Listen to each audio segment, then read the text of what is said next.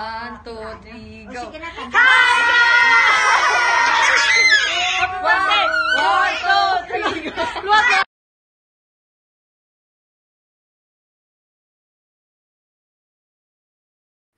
Hello guys, welcome back to my YouTube channel.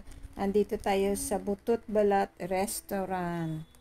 Ayan, celebrating ng birthday ng aking nurse. Ayan ang ating order. Ayan, chop suey, talaba with cheese, binako, ano yan, bulalo. Ayan. At saka mayroon tayong chicken binakol at saka yung baboy na crispy pata. Ayan, masarap-sarap yung kainan. At saka syempre mayroon tayong cake at saka yung mango shake. Nako guys. Ayan, yung Butot Balat, matagal na ito siya nakilala sa amin dito sa Iloilo City. Masarap yung ano nila serving. Yung pinaka-favorite ko na kinain namin is yung crispy pata.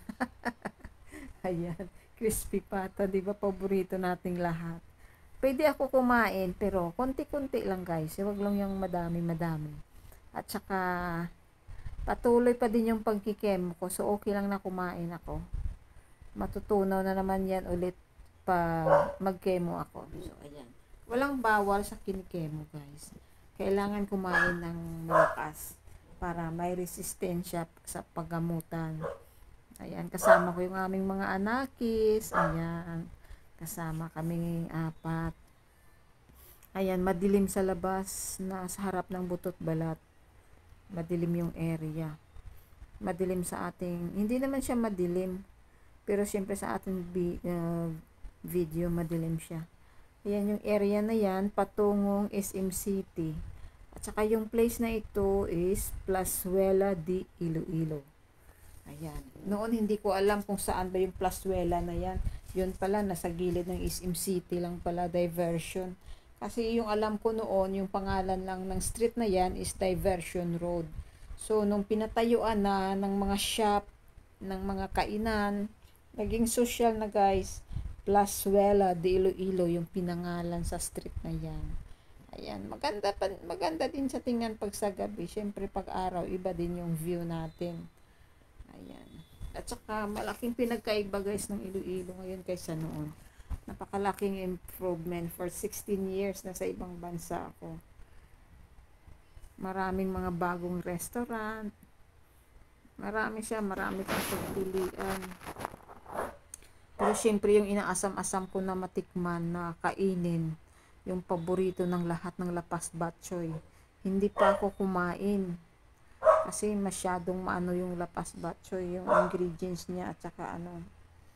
Kaya parang binabawalan ko muna ang sarili ko na kumain ng lapas batchoy. At saka may favorite restaurant kami na ordinary lang siya na sa loob ng palengke. Yun ang pinaka the best na hindi pa kami mag-asawa ni nurse ko. Doon kami noon kumakain. Ang sarap doon. Hinahanap-hanap ko yun. Mayroon pa daw sabi ni nurse doon sa kinakainan namin na restaurant na yun. Na simple lang siya. Simple lang siyang restaurant sa loob ng palengke. Na sa Central Market yun. So inaano ko na makakain ako doon kasi hinahanap-hanap ko yung luto doon sa restaurant na yun. Walang katalo-talo yun. Yung Tids na lapas batchoy, wala yun sa kinakainan namin ni nurse sa loob ng Central Market. Napakasarap doon. Ang timpla niya napakasarap. Ibang-iba yung lasa. Kaysa mga restaurant na mga kilala. Iba yung lasa na kinakainan namin doon. Ayan guys, itong street na yan. Thank you for watching guys. Thank you. Maraming salamat. Ingat ang lahat. God bless us all.